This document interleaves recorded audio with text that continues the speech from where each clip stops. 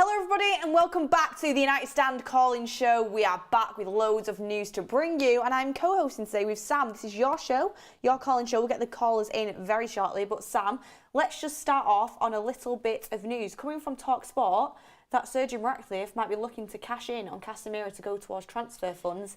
In January, we talked to him going to Saudi Arabia. Ben Jacobs was talking about this yesterday.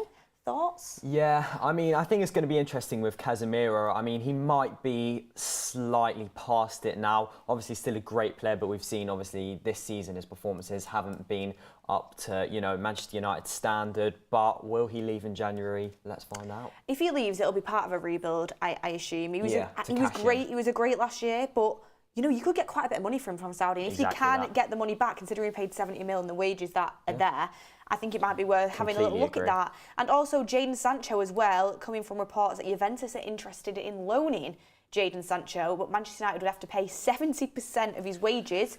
Dortmund as well looking into it, but we'd have to pay nearly over 70% of his wages. It's just crazy. Why would you instantly put someone on 350 grand a week? That's the thing. I have no idea. It's our own fault. That's why the thumbnail is pay to play, everyone. We keep paying these players an obscene amount of money, and therefore it's our fault that we can't get them off the books. So we keep making the same mistake, and nothing ever changes. Exactly, Sam. But we'll get some callers in. We'll get some callers into the show because this is your show. And first up, we've got James. Sancho situation with the wages. I mean, James, what are your thoughts on this? Manchester United paying for a 70-odd million pound signing to go and play somewhere else?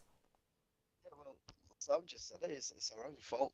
You know what I mean? It's our own fault that we keep paying people a stupid amount of money anywhere. But it's just we're digging ourselves a hole again and again. Do you know what I mean with this? Someone will want to buy Sancho probably, but knowing Man United, someone will come in with an offer with him, but will still loan him out and pay most of his wages. So it really doesn't make sense. And when I heard the news, I was another level of confused. Well, for me, it's just I look at it and I think when Cancelo had that bit of a falling out with Pep, instantly he's gone to Bayern and now Barcelona, and they'll obviously getting the wages covered and he'll probably end up leaving. I know Cancelo's a different kettle of fish, but I guarantee he's not even on 300 grand a week, and he's a much better player than Jadon Sancho. So it just shows where we're going wrong with this sort of thing. Is there any world in which you'd want to keep Sancho, James? Look, yeah, this situation, I've spoken about it on the Discord many times. The situation with Ten Hag's dealing with it, I don't agree with. But at the same time, I also look at we do have to let him go, because no point in his time here have I looked at Sancho and gone, what a signing. Do you know what I mean? So when it was announced, I thought, he's a star boy from Dortmund. He's a brilliant player. But at Man United, he hasn't actually shown me anything, and I haven't been incredibly impressed by him. So if we let him go, I'm not going to complain. Honestly, I'm complaining more that we've still got him and we're still paying him. And the chance we do let him go, it's on loan and we're still paying him. So I think we just need to let him go, and I would not be disappointed if Sancho leaves Man United. I've got a question. If Sancho does leave, do you think we need to replace him or no? No, not necessarily. Not our target replacement. Yeah. Do you know what I mean? You have Rashford. Yeah, Rashford's not been playing great. You have Garnacho, who I think those two are good enough on the left wing. That's not the most important position that we need to fill in probably at the moment. I don't think if he goes, it's an urgent, right, he's gone, we now need to, really get a left winger in here as quick as we can, or an attacking player as quick as we can. I think it's a bit of a long-term thing. He goes, we have a season or so to, see what options there are. Well, thank you, James, for calling in. Appreciate your thoughts as always. What I wanted to say is there is a lot of people in the chat asking how do they call in. The Discord, the link is in the description. Click the Discord, join us there, and we'll try and get you in as soon as we can. Let's see if we can pin it in the chat as well. Yeah, we'll try and pin it in the chat maybe if someone can do that. And a lot of people tuning in late, I'll let you off, asking about Casemiro exit. So I'll just update you all with this news. This is the last time I'm going to repeat myself because obviously people have been watching from the start. But the Casemiro news is Man United will consider cashing in on Casemiro. United's incoming minority owner, Sergeant Ratcliffe, who will lead the club's sporting department, is believed to be open to offers for the 31-year-old to help fund an Old Trafford rebuild. So that's the news on Casemiro. It's coming from a good source at TalkSport as well, Alex Crook. Yeah, it is. He's usually quite good on Man United stuff, isn't he? So I am honestly not surprised. Injury till Feb obviously is looked way off it this season compared to last season. It's a shame, really. Kobe Mainoo's kind of stepping up. We probably need to bring someone younger to help pair with him. I can understand it. Dylan says Sancho is done. He needs to go back. he needs to go. Back Ten Hag. Yeah, back Ten Hag. But I think the thing with Casemiro is we have to remember that he wasn't Ten Hag's, didn't really want to sign Casemiro. We wanted Frankie de Jong. We couldn't get Frankie de Jong. We were in Spain and we decided to get Casemiro because we couldn't get de Jong. So it's not like we actively tried to get Casemiro all summer. So it was an absolute... It was probably a mistake. It was... Do you know what it is? Carragher's right when he said that we overpaid for him. He was great last season. He's one of the greats of the game. Like, he, in his career, has been an unbelievable centre defensive midfielder. Last season, he was really good at times. And it's just this season, he just feels like he's dropping off. But at the same time, he's not really had people playing well around him. So it's hard, it's tough, because I do really like him. He's a leader.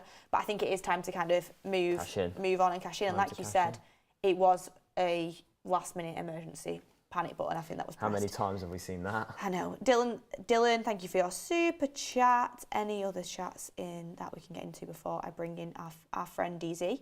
No, DZ is coming in next. I'll let you take the lead on this, Sam. I know you and DZ have a very close relationship. Hello, DZ. Can you hear us? What's up, guys? How are you doing? Good, thank you. I hear you wanted to talk about Raphael Varane and Ten Hag and their relationship. Apparently, you think they all should go. Tell us your thoughts. Yeah, I mean, look, everyone wants to keep going down this road of Ten Hag and man management and having issues with these players. Like, if I look at Varane specifically, right, Harry Maguire is not good enough to play for Man United, period. There's no debating that point in my opinion. But right now, some of his recent performances might tell you otherwise, DZ. It's true, he's been performing well recently. Okay. But we're 6th and 8th, you know, if that's I his get level, you, I get you.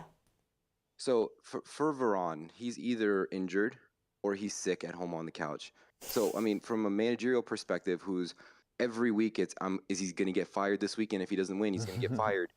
Like, at what point do you start like trusting Maguire over Varane? To me, it's not Ten Hag's problem. You know, I don't care that he's a problem with Varane. Varane needs to perform or he needs to go somewhere else and be injured and sick somewhere else. That's my opinion. And it's the same thing with Ronaldo and Sancho and all these other guys. Everyone wants to take 4 or 5 players and make it a narrative, and I refuse to accept that. So what would you do with Varane then in January? Would you let him go to Saudi Arabia? And then if so, who's your top target to replace him? Todibo? Yeah, I mean, it's got to be Todibo because he wanted Todibo. I mean, Disasi's been kind of average at Chelsea, so I'm kind of glad we didn't land on him. But look, I think all of these rumors coming from Saudi wanting our players is a good thing. We need the money, and there's a lot of dead weight. Like I saw this morning, or maybe it was yesterday, about Casemiro linked to Saudi. I like Casemiro, and I like Bastian Schweinsteiger, but United is not a retirement home. Yeah. You know, I want to win. I want to compete. I mean, you know, they should be getting younger and more athletic and players who are hungry to perform. And to be honest with you, players that the manager can develop to play and think the way he wants them to play and think. Because here we are talking about a Ten Hag system and not being able to play his system. And, you know, he's getting all of these second signings that don't want to play or can't play his system.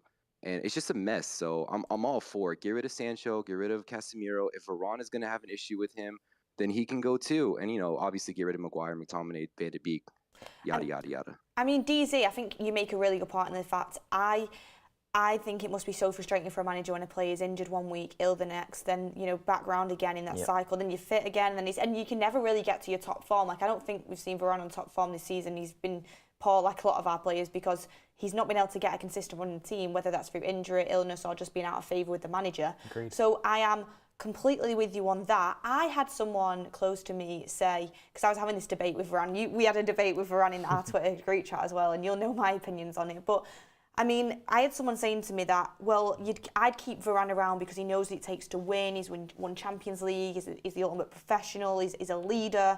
So I'd keep him around the dressing room for that. What would you come back to that point on?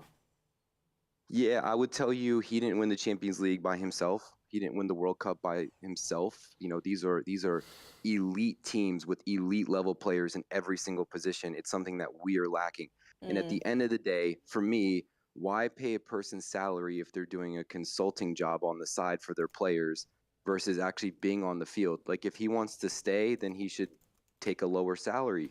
I mean, ultimately, I know it's ridiculous and it's never going to happen, but like, you know, United, the way we view the club as fans, it's not a charity and it's not a retirement home. So like what at the end of the day, what do we want our club to be? Because this would never fly at City. They got rid of Company. This would never fly at Liverpool. I don't know about Arsenal; they're irrelevant to me. But I mean, look at Thiago. Thiago Silva is a great example because Thiago Silva is Great actually on the field and he's doing the leadership role. But Varane's not on the field. The last thing I would say on this Varane situation is there's a lot of people in the chat saying, but he was such an integral part of our defence last season. How can you switch it so quick? Yeah, well, age is cruel. He's 1 year older. He is a little bit slower. In sports, they talk about the cliff is coming when you fall off the cliff. One day you're really, really good, and the next day all of a sudden you can't keep up with the young guys. And we're seeing across our team that the older players are having issues keeping up with the young guys between Eriksen, Casemiro, Varane. I know you have your doubts about Amrabat. I mean, Lindelof looks, Iceman, he's lukewarm water to me some games. And there's just a clear gap in athleticism between some teams and our team.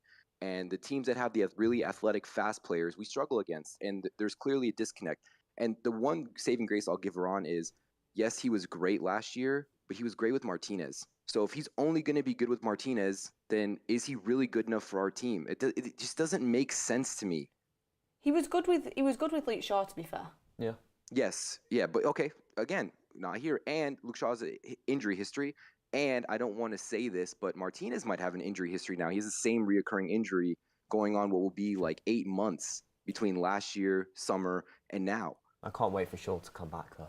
I know. It's going to be unreal. I can't wait either. The last thing I wanted to ask you, DZ, because I'm loving this conversation, and then we'll move on to someone else. The last thing I wanted to ask you is, we spoke about this the other day. Is Man United got a problem where they either buy players too young or too old? So we'll either buy 19, 20 to 22-year-olds when you look at the kind of, Sancho, Anthony, Malacia, like that kind of age, or we go and buy 30, 31, 29. We either get players when I feel like they're not mature enough to kind of be in the team consistently, but then we also get players where they're maybe a little bit over the hill. Do you think that's an issue we have? We need to be going for 24 to 28 kind of age range. Yeah, I mean, I don't know. I don't have the perfect answer, unfortunately, because, Paul Mitchell has a history of buying young, up-and-coming talents at the clubs he's worked at to then sell and make money for the club. I mean, to me, that's his bread and butter, right? So it looks like if he does come in, they're going to continue to chase young targets, which has its value because if you're buying players before they absolutely peak in the market, we won't have to pay premiums on all of these guys. If you were to buy 10 players and 3 or 4 of them hit, you'd probably look at that and go, that's a good ratio because I didn't spend, 600 million pounds on all these transfers. So I'm not too bothered. My goal, if I were to run United, would be to find players who have the right mentality and have a high ceiling that can develop and want to develop. You're seeing a Rashford now who's been in the league for 6 or 7 years, and it's just stagnant, and I'm not a fan of that. And you see other clubs buy young guys who probably aren't as maybe good as Rashford on their day, but they work harder than Rashford, and then they get the results more so than Rashford does. So I'm indifferent. I don't really have an answer to it, but I think United's transfer strategy needs to change regardless of where they're buying because none of it's working, if we're being honest. Yeah, absolutely. Recruitment is huge, and I'm definitely with you on the sense of we need to buy players with the right mentality for United. That's been something we keep messing up on. But thank you, DZ, for calling in. Cheers, DZ. Thanks, guys. Take care. Bye. Thank you. I mean, really interesting points there. We do have a super chat in from Joseph. I don't get who they are. If they're not all in and they're not part of the future build, they need to go. Erik ten Hag doesn't need to leave. These players suck. So... I mean, harsh words from Joseph. It's the thing when everyone was talking recently about is Ten Hag the right man, and then you raised the question of who are you going to offer me as a replacement to Ten Hag, and people are saying that actually, look, it's not the manager, it's the players, and what DZ was saying there about buying players with the right mentality, I think is bang on. Yeah, absolutely. I mean, have you got the next caller up for us? Do you want to introduce them? Let's do it. Let's bring in Joe, who wants to talk to us about Manchester United's start to the season. Take it away, Joe. Hello. Hello. Hi. Are you with us? Joe, I think you're breaking up a little bit. Joe, are you there? Yeah, I'm here. Tell us your points. Okay, so I'm here to talk about United's form in the Premier League this season and how we've been starting. So I think that even though we've had a pretty bad start, we are the most informed team in the Premier League. Like, we've got Crazy 4 stuff. wins from 5, but I think that those wins came from like teams that we should be beating pretty easily.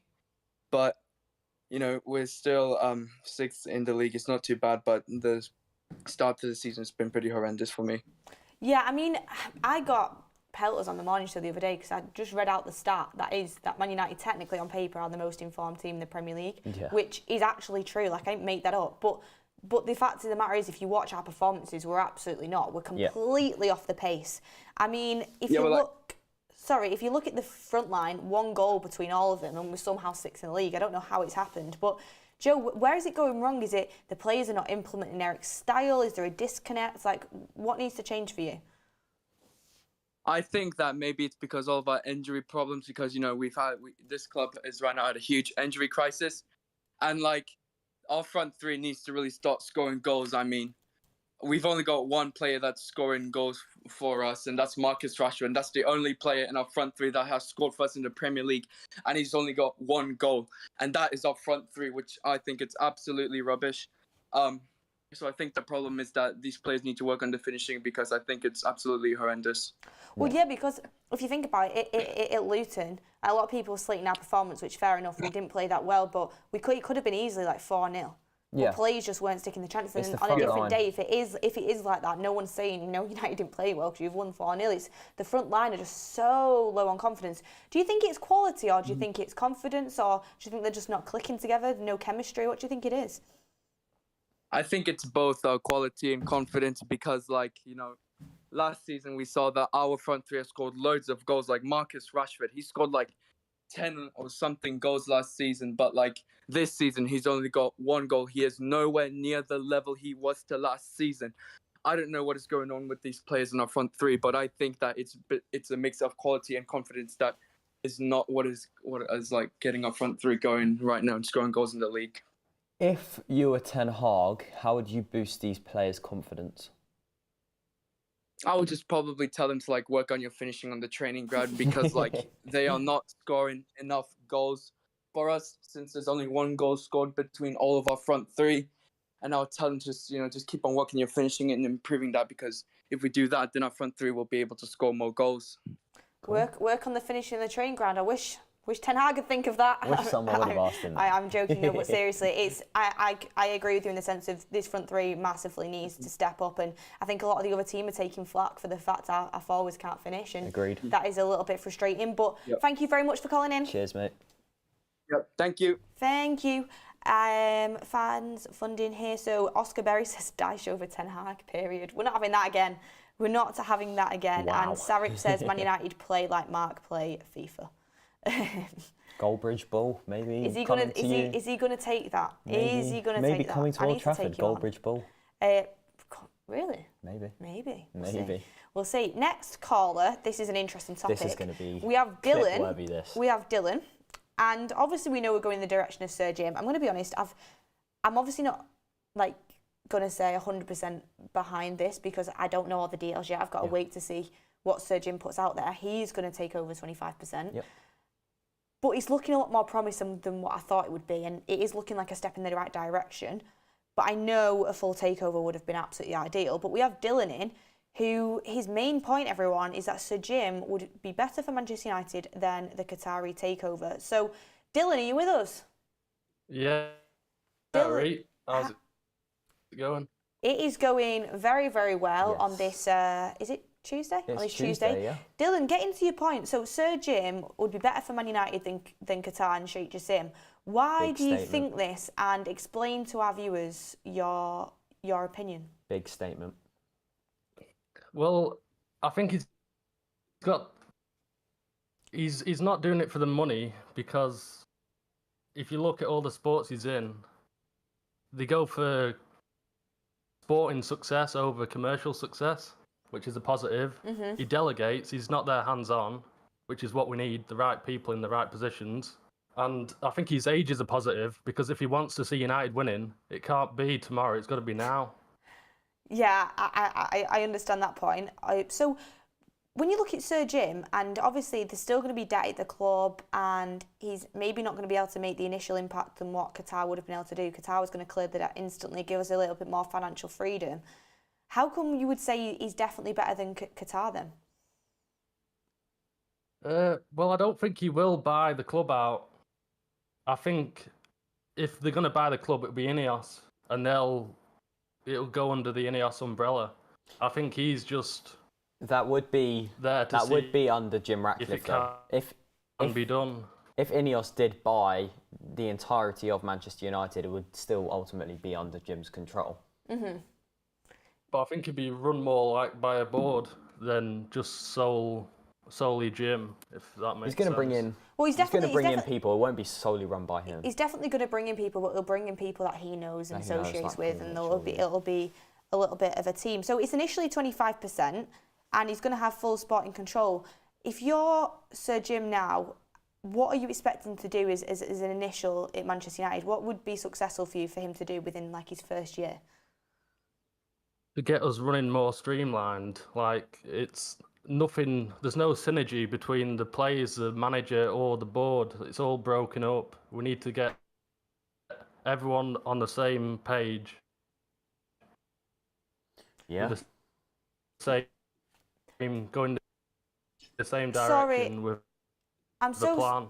I'm so sorry. I We think don't have that plan at the moment. Like, I don't think it matters if I agree with what you are saying, or but 10 hour out. I agree with what you're saying, but you're cutting out completely, so we can't hear you. So we're gonna have to The relationship. we're gonna have to working cut the throughout. call off. I'm sorry. I think there might be I'm a sorry. lag- I a think there's a lag lag delay. in the call. But yeah, that's We're fine. gonna have to cut the call off, but we really do appreciate you calling up, and you were making a very good point. But Yeah. unfortunately, We'll see you next call and show. I really dislike that. You know, when you've got somebody on that's making a good point, and then they Yeah, start and then it breaking up disconnects. because It's annoying. it was It's really annoying. he was going in a good direction with that. But thank you for calling up anyway. But we'll move on to the next caller straight away. So Riley is saying that Sancho should be released, Sam. So let's get his Yes, let's hear his thoughts. his thoughts on that. Riley, are you with us? Yes, I am.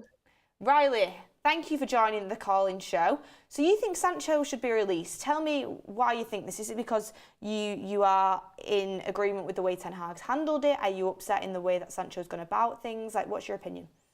I think it's a bit of both. Like, I think that I think we should wait until the January transfer window ends, and then if he's not loaned out or sold by then, he should be released. How would that work? If he doesn't leave in January, then he has to wait till the summer. Well, I mean just at the end of the window.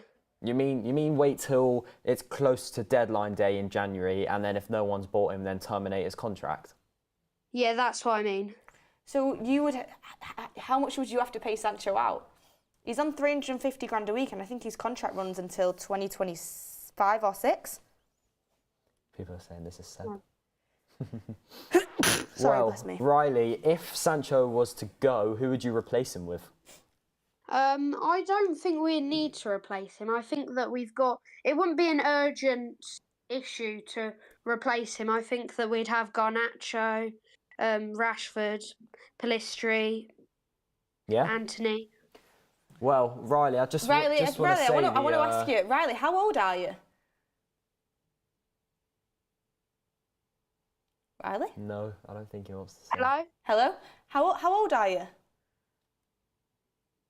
I'm 15. Oh, well, thank you for ringing up. The chat are loving Riley. I hope your mum and dad know that you are ringing up to speak to us. Yeah, they do. They do. Oh, amazing stuff. Well, Riley, let's Kev's saying Riley's a future United Stand presenter. Yeah, Riley. Riley, we're penciling you in. Tell you what, we'll get you on the apprenticeship programme. But I want to ask you a little bit about the season, because it's good to get different, age groups' point of view. So this season so far, what are your thoughts on Erik Ten Hag and the way that we're playing football right now? Are you disappointed? Can you see progression? I think it's quite disappointing because I think it's quite sloppy and we're really just scraping wins. I think he's cutting out. I don't know if it's our Wi-Fi then. Or maybe he just thinks we're scraping wins. But yeah, Riley, thank you very much for Yeah, Riley, for thank you calling for calling up. Yeah. And I'll put you in touch with Ricky because I think he'll want to chat to you. Imagine Riley 15 and Ricky like I won't say Ricky's age speaking. No but thank you for calling up and Cheers, Riley. keep in contact. You. Thank you. Bye.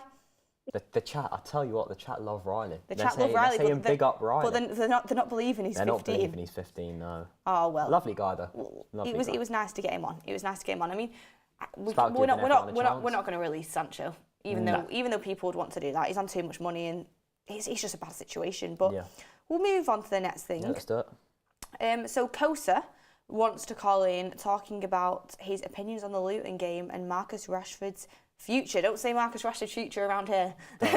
Not in the studio anyway. But anyway, Kosa, are you with us? Yes, I'm with you. Hello.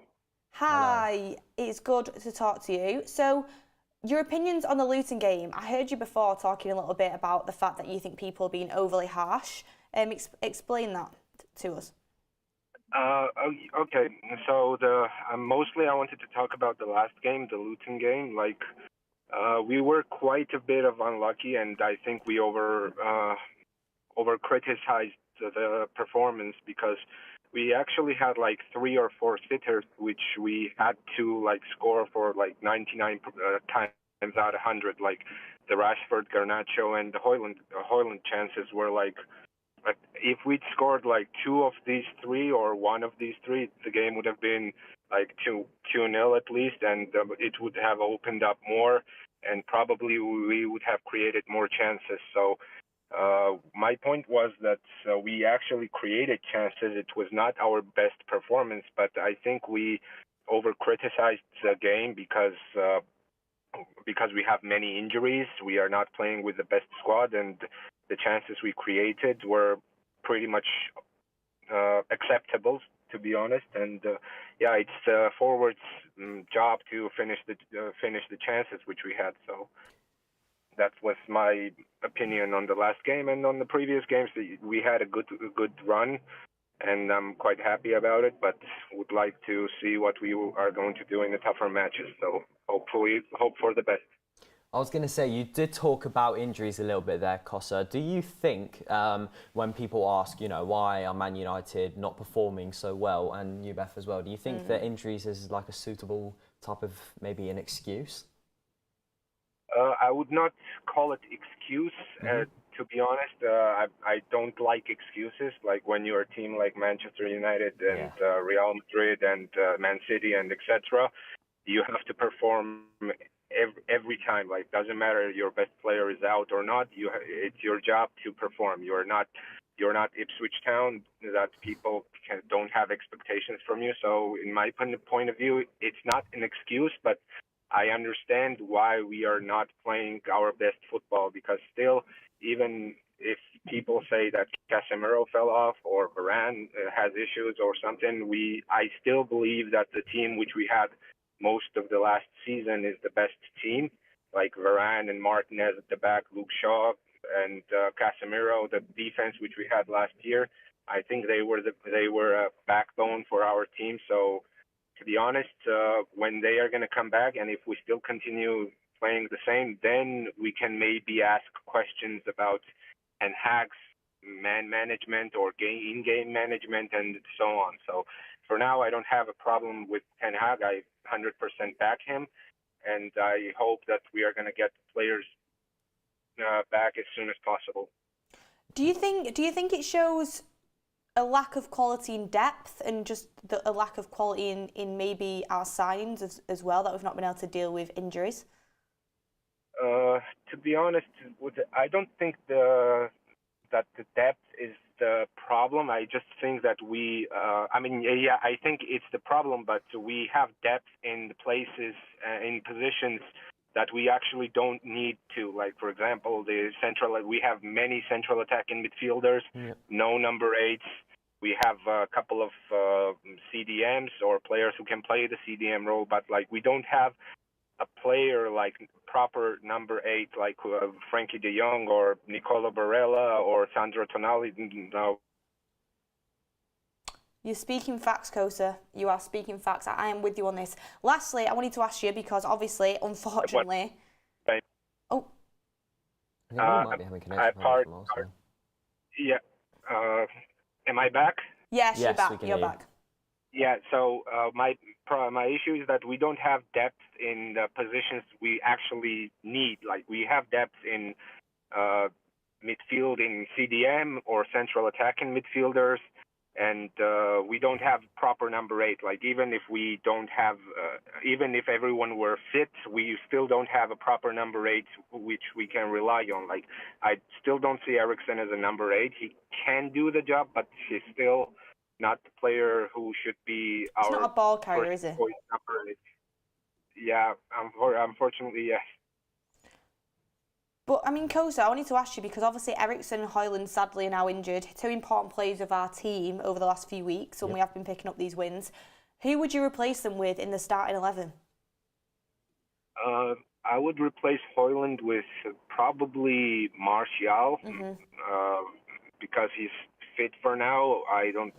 We don't actually know what form he is because he's like getting a little game time, and when he comes on, there is no service for him like for Højlund. So we have to see him performing for the whole game, and then we shall. But firstly, I would give chance to Martial instead of Højlund, and I would put Amrabat and McTominay next to each other, and Bruno in front of them. So that would be my midfield choice. So I think Amrabat should be given a couple of games in his natural position without moving him to left back or something like that. So I think he has to play in his position to get his confidence up, and we shall see from them. But I liked how Mount came on last game, but still it was against Luton, and I don't know if he's going to play like that against the big teams as number 8. So I would still go Amrabat and maybe McTominay or maybe Mount. Like it's debatable. It depends on the team, to be honest. Thank you, Kosa. Thank you for bringing it up. Well, I was going to actually ask him about Mount, but he answered the question already. He answered the question. I've got a question about Mount for my next caller, but thank you, Kosa, for bringing it up. Cheers. Bye. Right, so next up we have Sam, Dallo and Aaron Wan-Bissaka. That is going to be an interesting one. I will speak to him about that. Sam, are you with us? Yeah, can you hear me? Yes, I can hear you. Just before I ask you about Dallo and Wan-Bissaka, I actually want to ask you this. We just heard Kosa there speaking about Man United not having number 8. So obviously we bought Amrabat in the summer, who's a 6, and we thought we were buying Mount to kind of be that 8, but we're not sure if he's capable of doing it.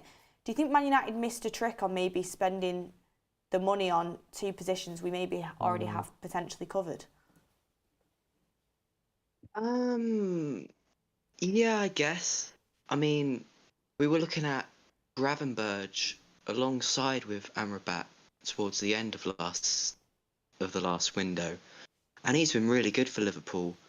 So I think he would have worked out better if we got him. But at the same time, and this is what I try and tell everyone, if Mount would have gone to Liverpool, I guarantee he'd be working out. Yeah. He'd be performing. Amrabat probably would be. It's this Man United team, I'm telling you. Like, they get United the minute they walk through those Carrington doors. It's so tough to walk through them doors and come into the team. You know, Liverpool's a well-oiled machine, so they're just, from the get-go, it's easier to come into that team. But I like Mount. I've said it so many times. I think he's capable of playing the 8, but I just don't think he may be against the big teams, which is a problem. But it's interesting because a lot of people see him maybe more as a 10, but you've got Bruno in that position, and we've not got that out-and-out ball carrier. But interesting stuff. But Sam, you wanted to talk about Dallo and Wan-Bissaka. So tell me, which one do you prefer? Do you think either of them are actually good enough to be the long-term right back? Because I know a lot of people think we maybe need a new long-term right back. Frimpong, maybe. Yeah, what are your thoughts? Yeah, out of the 2, I probably prefer Wan-Bissaka, mostly for his showboating slide tackles is ridiculous. But I don't think either of them are good enough to be our long-term right back, and we saw it against Copenhagen. We can't depend on them. They cost us so many goals. I mean, if you cast your mind back to like Wes Brown and John O'Shea's of the world, they weren't very good footballers, but they were reliable. They did the job. We could depend on them. And I think I personally think we need a new right back as soon as possible, whether that's like someone like Matty Cash or Tariq Lamptey. What about or maybe what about Frimpong? I'm not sure about Frimpong. He's been great for Leverkusen in the right wing back role, but I was saying there about Wan-Bissaka and Dalot's defensive capabilities. I don't think Frimpong's any better in that suit. Interesting, because some people really like Frimpong. I do really like Frimpong. I always get wary when players are let go of City's academy. That's true as well. And I also don't know if he's defensively good enough for the Prem. Going forward, he's great. Someone said there, Frimpong is being used as an out-and-out right winger now. He's great, but not outstanding defensively. This is what I mean. Yeah. But that Leverkusen team is tearing it up. Yeah. Tearing it up, Proper. and he's doing well. But he's a proper forward-thinking fullback, and I just don't know. In the Premier League, you've got to have that defensive capability. Yeah. You've got to be there. Let's ask the chat.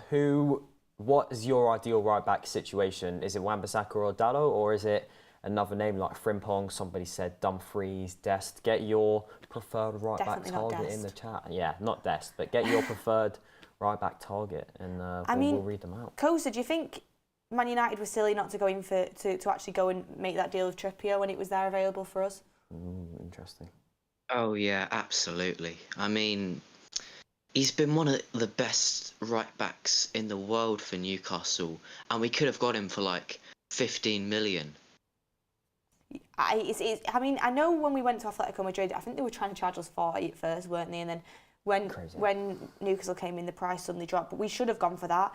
Trippier would have been amazing, and plus as well, leadership there. Dalot obviously is still young. Wan-Bissaka's a little bit older than him, but both of them, I agree. I don't think they're good enough to be long-term starting right-backs. Fair play to Wan-Bissaka, though, for getting dropped and flying back. Yeah, they're both good. Like, none of them are terrible. They're both good, solid right-backs, but I just don't think they're top level. Okay. Do you know what I mean? Yeah, I know what you mean. But Kosa, I mean, so if we brought in the likes of a Dumfries or something like that, would you move on Dalot or Wan-Bissaka? Well, I'd keep Dalot because I think what he offers us, being able to play on both sides. I mean, we saw it this season. We've had to play like Amrabat at left back and stuff, and so I think we need all the depth we could get in that sense. Maybe the likes of, I don't know, like Brighton. I think they'd be willing to pay quite a lot of money for Wan-Bissaka, so I'd maybe be willing to let him go if we get the right bid.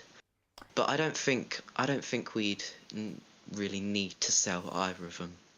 I don't know if De Zerbi would take Wan-Bissaka in his system. Maybe he would, but I mean, Wan-Bissaka has been good, but he's got the odd mistake in him, and obviously he's not maybe as good as a footballer as Dalot. And sorry, I called you Kosa before that was on the screen. Sorry, it's Sam. So sorry about that.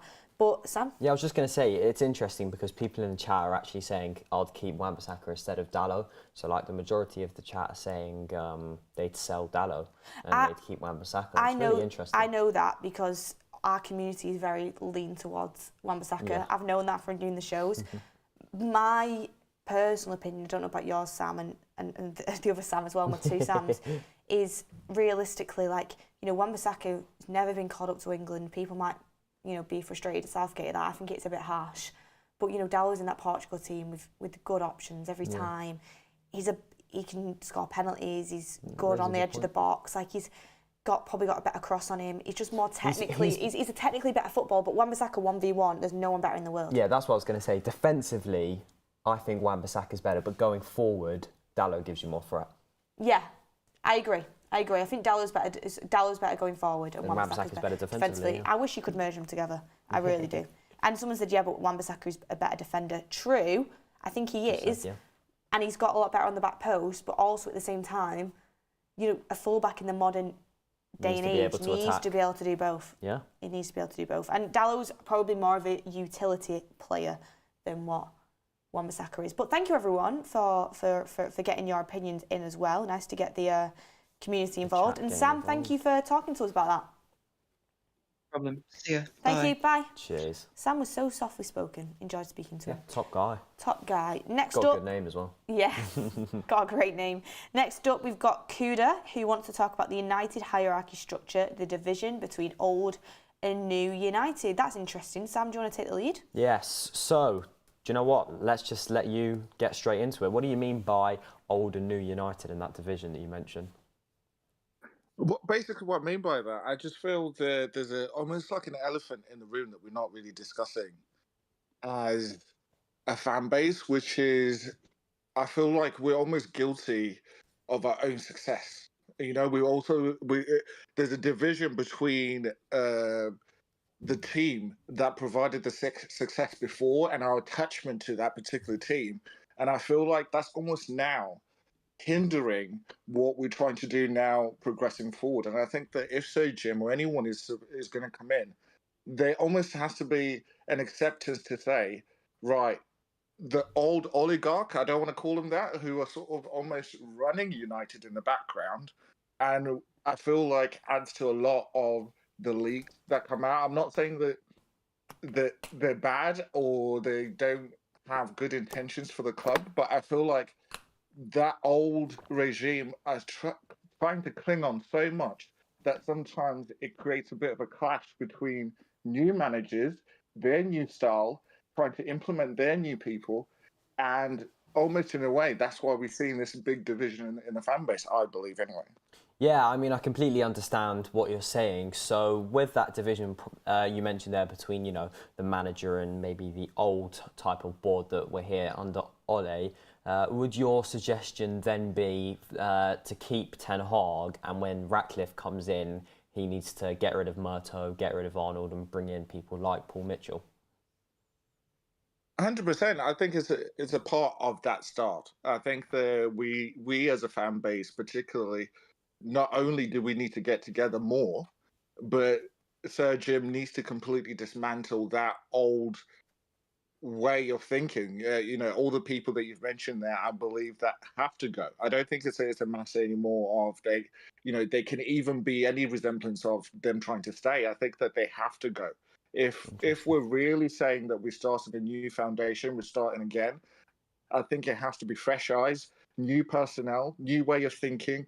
I think the whole thing, including the players, which I would love to, sit down and discuss about the players, but even players like Rashford, even players like Bruno, who I really, really love, I just think, even for them, even for their own careers, I don't think that it will work by continually trying to sort of shoehorn players that were there before, who've actually been scarred by what's actually happened before, and trying to build something new on top. I think it has to be a complete dismantling, and I think that we don't really understand how big of a project this is and how long it might actually take to really get things started. But I think it all starts with a structure. If that's not in place, I don't think we're going anywhere. I completely agree with you. I think you're speaking brilliantly in the sense of the fact that it all needs to be wiped clean and started again. I do think there is some players there that can be of use and can be useful. I think Erik Ten Hag is a good manager for the future and he deserves a chance under the new regime. But I think the personnel for the likes of Murto and Arnold, they're just nowhere near what it needs to be to run a football club. And it's not, I mean, they're the two names get mentioned, but the scouting department's been nowhere near good enough, and a lot of other different things as well. We just keep making mistakes. Big mistakes. And think about how big recruitment is. And Kuda, for you, do you think it's recruitment that's letting us down? 100%. I think that Brighton, for example, have evidence that there's so many different models that can be implemented in order to build success. And I think that right now we should have a recruitment team that, okay, we might not have a lot of money, but trying to have a recruitment team that thinks, in a dynamic way, thinks in a new forward-thinking way, in which they can take those resources that they have and try and maximize it by bringing in players within our particular budget that can get the most amount of return. And I just feel like for such a long time, we just keep missing the mark. There seems to be this great division between our footballing side and our commercial side. And we somehow, for whatever reason, don't seem to click that actually it's the football that's actually going to bring in the money. And now they seem to have that balance. Yeah, absolutely. I am with you on that, and I really hope things do start to change. That's why I'm trying to be positive about the Sir Jim thing, because hopefully he can change the football inside, which is absolutely huge in the start of changing things at Manchester United. Like Ralph Rangnick said, open heart surgery. Open heart surgery. Open heart surgery. What a guy and what a quote. But thank you so much, Kuda, for ringing up. Is there anything you want to say before you go? No, I just want to say, do you know what? I think let's all be positive and try and get something out of this Jim deal. And I hope, as Mark said earlier today, I hope we get detail. I just want detail. Top caller. Yes, top caller. We need the detail. Kuda, thank you for being glass half full and talking to us. Really good conversation. Hope to speak to you again. Thank you so much, guys. Bye. Thank you. Bye. Cheers. Bye. Great stuff. Amazing. Sam, did you have a bit of news to bring in for us? Yeah, well, it's just coming from the Daily Mail. Let's just bring it up here. Juventus representatives were in the UK last week and made contact with Manchester United over a possible January loan move for Sancho. That's coming from Chris Wheeler and Sami Mokbel, which, I mean, if they're coming to the UK to show that they want Sancho, I mean, I'm glad he's going. That's big. He is going to go because he has to. I'm glad he's going, but we are going to be paying his wages. Yeah. We're going to be paying him to play for somebody else, which is mental, but it's better for him to be playing than just sat in the academy. Just sat doing nothing, yeah. Completely agree. Anyway, next up, we have Rock. We've had Rock on before. Negativity around Erik ten Hag is over-exaggerated. Rock, before you start on that, I want to ask you something that's been doing the rounds. I think it is just gossip, but I want to ask you anyway. And I've seen it so many times. I think Bruno Fernandes is getting so disrespected.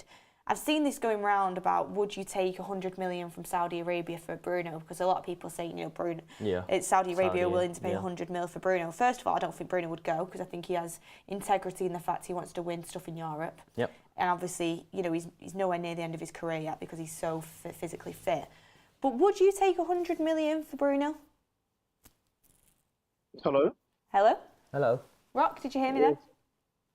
Yeah, I can hear you now. Oh. Oh, you can hear me now. Sorry, I was just doing a big intro there. Basically, I've been seeing going around on social medias that Saudi Arabia would be willing to pay £100 million for Bruno Fernandes. I don't think Bruno would go, because I think he's got integrity in the fact that he wants to play in Europe and try and win major trophies, and he's so physically fit and hungry for success, and I hope he gets to do it in Manchester United. I really do. I hope he retires here. I absolutely love the guy. But would you take 100 million for Bruno? To be honest, I would, but it would never happen. Bruno's the type of guy who you can tell wants to play in Europe. You can tell a lot of these players who go to Saudi Arabia, they have the feeling of coming back. You only look at Ruben Neves. There's talks about him coming back. They don't really last there. They always want to come back. So I don't think it would happen anyway. Yeah, I get you. You are kind of sitting on the fence a bit. But I get you, because I don't think it would happen at all. Like, I really don't. And I don't think United should do it. But if you literally had 100 mil for Man United to use on the table, would you keep him or not? Do you know what? I'll keep him, because I don't think we'd use that 100 mil correctly anyway. True. There's literally no point to it. Do you know what I mean? Exactly. I think if you put Bruno in any other team in like the top four, he'd be absolutely killing it. Like, he's so. I think he gets so disrespected in the fan base. I absolutely love the guy. So I'm glad we got that topic kind of talked about, and people can say in the chat as well. But Rock, you're saying that Ten Hag's being disrespected. Elaborate, please.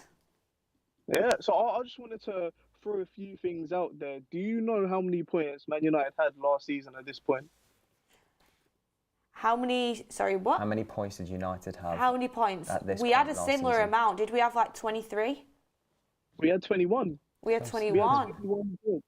And my point is that last year was this all like so much positivity change after the first two defeats, and we was going on a good run. Everyone was happy. This year, we got the same amount of points. I understand that the football's not as good, but we're still managing to scrape out points. And I think also another thing, when you look at the injuries that we've had to play with, you can only look at Newcastle now, who've got injuries, losing to Bournemouth. Tottenham got injuries and suspensions. They lost to Wolves. So people can't now say, it's not because of the injuries. Man, you were just awful. The injuries play a big role in it, you know. So people are definitely over exaggerating how bad, exaggerating that Ten Hag is bad, because he's just not at all. And another thing, it all filters down from the top. If you have a sell process that's going on for over a year, staff, players, even manager, they do not know if they're staying when that sell gets completed. How is anyone meant to have the same motivation, have the same determination to play for a club which has literally got no direction? At this very moment in time, there is no direction that the club is going in. And when you look at Chelsea, even though I think their owner's been stupid the way they ran the way they ran Chelsea, there's only one thing that's clear, is that he wants to win, and that goes down from the staff to the players, and all them players know they need to perform to stay in that team and win. But Man United is the complete opposite. It's true. Rock, I think we've disagreed on stuff before, but I absolutely, everything you're saying there is absolutely correct, and I'm completely with you. I know people have been super harsh on Ten Hag, but he's dealt with so much. It's like our whole back line has been decimated, and you are right. Game. It's like as soon as Tottenham incurred some injuries, like they looked a lot worse off as well. So it does massively affect you, unless you have a squad like Man City. It's really tough, and we've had injury after injury, and even when players have come back, then we have more injuries.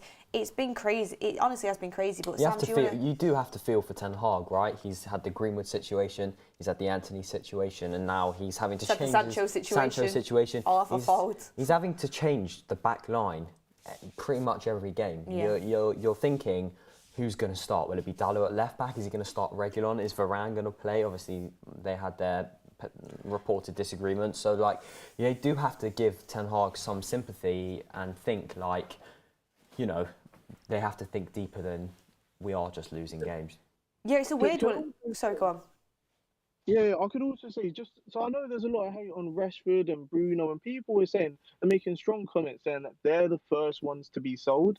I think if you're rebuilding a team, they are definitely not the first two people who need to leave the club. I think it's very clear that they're the very few people who have actually contributed to Man United over these past few years. There were a lot of players in that team who are deadwood, who haven't done anything for years, and if you rebuild the team with them in it, they wouldn't contribute. But if you rebuild the team with Bruno Fernandes and Rashford in it, it's proven that they can be contributors to the team. I mean, I think a lot of people would come back and say, well, it's just stat padding and they lose the ball. And I get that. And I always say I don't put Rashford and Bruno in the same bracket, but I completely with you in the fact that they have contributed over the course of the years. Obviously, Bruno a lot more consistently, but I think people often just want certain players to blame, and realistically, it's the whole it's the whole team in general that's just not good enough. You can't say one player this, one player that, but it's interesting. One thing I would say, Rock, sorry, and you can come back in a second, is Eriksen and Højlund injured, both key players in the starting 11. Is Mount going to come in? Is Amrabat going to come in? Kobe Mainoo? Yeah. And, how are you going to replace them figures in the team? It's a difficult one. I think Eriksen's out for a month, right? And then Højlund, I don't think we know the exact. It's apparently touch and go if he's going to be fit for Galatasaray or not. Oh. For Galatasaray, so he'll miss the Everton game. Mm-hmm. Then, That's what's being reported. Yeah. Okay, so I think the striker situation's tough, but even though people say they don't want to play Rashford's an option who we can play up front. Then you give Garnacho his chance, and then you got everyone's calling for Pellistri to start. So whether he does well in training, I don't know when Amad Diallo is going to come back. So that's. Would you play Rashford over Martial up top? It depends on who trains better. To be honest, it honestly depends who trains better over that time. And I think with Eriksen out, we brought in Amrabat for a reason. I think he needs to be given some game time. I think Kobe Mainoo, I think he's proven that he can handle pressure in the pre-season game. He might be someone who Ten Hag looks to because he speaks highly of him. I don't think the team is in a really, really bad state when we got some players coming back. I think Ten Hag will be able to, make some appropriate changes. And it's another 2 weeks where Ten Hag can implement his system and try to get the players playing the way he wants to a T. I'm going to be honest, I would not be playing Rashford over Martial up front. I like Rashford's off the left and even off the right, but up front it's just in no man's land for Are you me. excited to see Martial? I am a bit. Like, obviously, Højlund is my preferred choice, and I think Højlund's been brilliant. But I also do like Martial, and I think what he brings you, which Rashford just doesn't at all, is link-up play and hold-up play, and he can be the glue sometimes there. So I think that's important. What will be really interesting is against Galatasaray, if Højlund isn't fit, you'll have both Højlund and Rashford out because Rashford's had the red card. Yeah, what would you do then? Would you do Garnacho, Martial? Yeah, I'd go with Pellistri, but he'll probably go with Anthony. Well, then I guess saying that, you probably need to start Martial in that Everton game. Yeah, you do. I forgot that Rashford's out, so he needs to get some game time to get up to match fitness. It's true. Yeah, exactly. Very, very you true. are completely right on that sense. And then in the midfield, Mason Mount, do you think he'll come in, or do you think it'll be Amrabat, or maybe even Kobe Mainoo, like you said? It's literally like a toss of a coin, and I think every game, Man United fans, everyone don't really know who's going to be starting in that centre mid role. So, like I said, it just depends who has impressed Ten Hag the most. But most likely it will be Mount, considering it's his signing. Yes. Yeah, I'm with you on that one. I mean, get in the chat down below who you would pick. Who would you have, Sam? I think Everton away, you probably go with Amrabat just because they've got like quite a sturdy midfield, haven't they? Depends on the opposition. Yeah, that's the thing. I mean, Everton probably not. To go to Goodison, we've seen it's a difficult game, and to be honest, I'd probably go with Amrabat. Well, probably McTominay might start then because he's pretty physical. Everton are super physical. Oh, McTominay will definitely. He'll definitely start, but I wonder if he'll go maybe McTominay, Amrabat, Bruno. He might risk it and go McTominay, Mount, Bruno. It'll be interesting. Yeah. Be interesting. All Thank I you, say Rock. though is I don't think Eriksen should start from the beginning. I just find that with Eriksen, he's a better coming off the bench impact player. Exactly sometimes he gets lost in the physicality of the game. Yeah. Thank you, Rock, for calling Cheers, in. Rock. No problem. Thank you. Good to hear from you. Sean Turner says, if Bruno's available, Real, Barca, PSG, Bayern would all go for him. He's untouchable in my eyes. People say sell him and use the Brighton method in recruitment. It doesn't work. Players don't get him at United. Interesting. Sean, go on. Go off with it. Naz says, Ten Hag is perfect for players who are young and will adhere to the system, similar to Arteta. If we want to keep buying big-name players, then he isn't the guy. That requires a manager who can handle egos. Really good point. Really good point. I think Ten Hag is kind of a system manager with players that are going to go towards the system, because he has always talked about implementing the principles and the rules, isn't he? But thank you for that super chat. That's the direction I think we do need to go in. Oh, it looks like towards the end of the show. It's 5 o'clock already. I'll maybe get Hamza in quickly. Yeah, let's do the last one. Hamza, are you with us? Hamza? Yeah. Just really quickly, because we are towards the end of the show, but I did want to get you in. So you wanted to talk about injuries. What do you think the extent of the impact the injuries are having on us, and what players could maybe step up to the plate in your opinion in future games, because we've got a tough run coming? In terms of injuries, I've been consistent in this. I think it's a fitness department issue because it's happened with every single manager. Like whether overplaying players, which I think is nonsense, because I think players should have the demand of doing that. However, last season I think they've been a bit overplayed. Let's be honest. Yeah. However, the people talking about Erik Ten Hag's training, I think that's the standard demand that we should have players that should be training the training that Erik Ten Hag wants. Mm-hmm. What do you think Pep Guardiola does? What do you think? Do you think his intensity is lower than Erik Ten Hag's? What do you think? Like, let's say Ange, for example.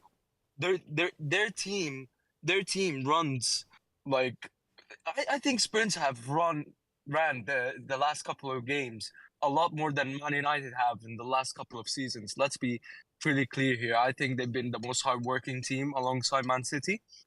So I think we need to have players that have the fitness, and I think it's a fitness department issue, and that needs to be solved by Sir Jim. That's one of the things that he needs to solve alongside the medical staff. And in terms of the other issues, other players that need to step up, I think we have the players that to step up. However, they're not the quality that Man United need. Like, we have the players up to Leicester, we have McTominay who works for the badge, we have Maguire who's actually playing well. However, these are not the players we build our future on. Those are the players that we fix our present in, and we get our future players like Todibo, for example. So it's gonna be a short-term pain, but I think it's like it could be a long-term gain. I don't know, but like, and those are things that I'll keep my eye on when Sir Jim comes in, because it's a main problem for Man United. Excited about Sir Jim, Hamza? No, I'm eyeing on what he should do, because those are the things that he should do. Like, for example, those fitness department. I don't think it's a coaching issue. Like, people are saying it's a coaching issue, but I don't think it is, because under Ole there've been a lot of injuries. Under Jose there have been some injuries. And I think under Van Gaal, like, I don't remember Van Gaal that much, but I remember Mourinho and Ole suffered a lot of injuries. I think it's down to the fitness department. So so there are many things that Sir Jim really needs to solve. It's not like needs to fix the squad, he needs to fix the players. Like, those are things that are basic, but he needs to fix a bit more of inside, a bit more of what we can't see. And this is the job that he should do. Like the fitness department, like the medical staff, like the employees in Man United. I think the working environment inside is something to be talked about. I don't think it's being talked about enough. Hamza, thank you so much for calling up. We are out of time, cheers, but really good points. Yeah, thank you guys. Thank you. Appreciate your work as always. Thank you. Thank you, Hamza. Appreciate you. So, Sam, Colin show, smashed it, Beth and Sam show. Yes. And thank you to all of our community as well, everybody who got involved in the Discord. If you want to get involved for next time, the link is in the description. Join, sign up. Sometimes we pop in, have conversations and stuff like that. Thank you to all of the community, the mods, everyone like that. And yeah, we've got some... Producer Greg, always. And we've got some really good stuff coming for you guys. And stay tuned for the 8 p.m. show with Goldbridge at 8 p.m. So thank you, everyone. We will see you on the next one. Hit a like on the video and have a good night. Cheers.